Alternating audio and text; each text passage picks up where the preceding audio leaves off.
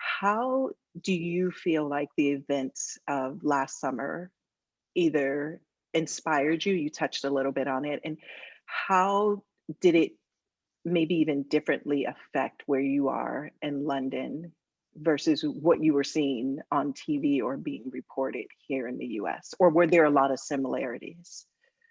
Um, I think what I'll start off by saying is that if we weren't in a pandemic, I don't think we'd be at this point that we're at now when it comes to the Black Lives Matter conversation, because actually the reality is that, you know, the Black Lives Matter organization isn't a new thing that happened last year. Right. It's been in effect for a number of years, but nobody really paid attention. Everybody was sleeping on it, including myself in that sense, because Mhm. I was just continuing to exist in different kind of sectors and jobs, not necessarily taking into account that there weren't enough diverse voices in a room, whether that be from a race perspective, a gender, a sexuality, a religion, an age. You know, there just wasn't enough diversity in the room. And when that, when the movement took hold, it was great on one hand to see so many different people within my network sharing and posting and educating themselves and educating each other on what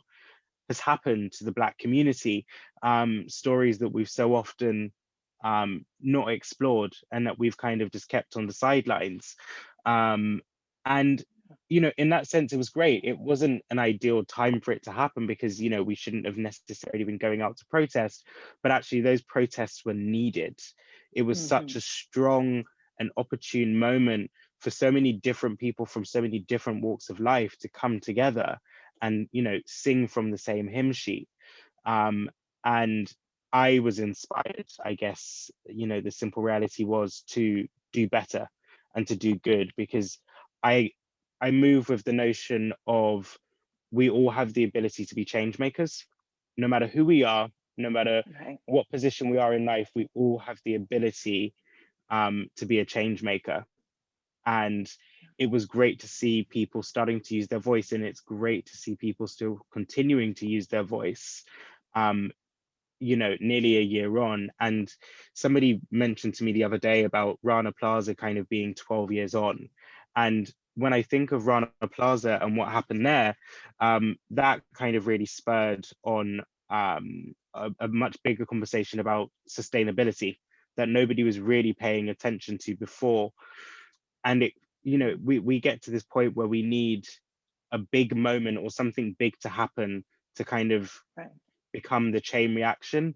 And I feel like, last year, with the murders and killings of more Black and brown people, actually, because we were all at home and we were all tuned in and plugged in, we just had that moment to go, this is wrong. And what can we do? all all of us, what can we all do to be better and to support more marginalized voices? Totally agreed. Totally agree. So I see there was a lot of similarities there to the effects of what was happening here. I feel like, yes, you're exactly right. Everyone was kind of at home and focused and tuned in, and it was a reality. Like, this is really happening, and we really saw this play out in almost 9 minutes. And that moment, you know, changed a lot of people's lives. Hmm. Um, so, and you're exactly right. I think everyone took a moment to say, wait, what can I do? How can I be a bigger part of this?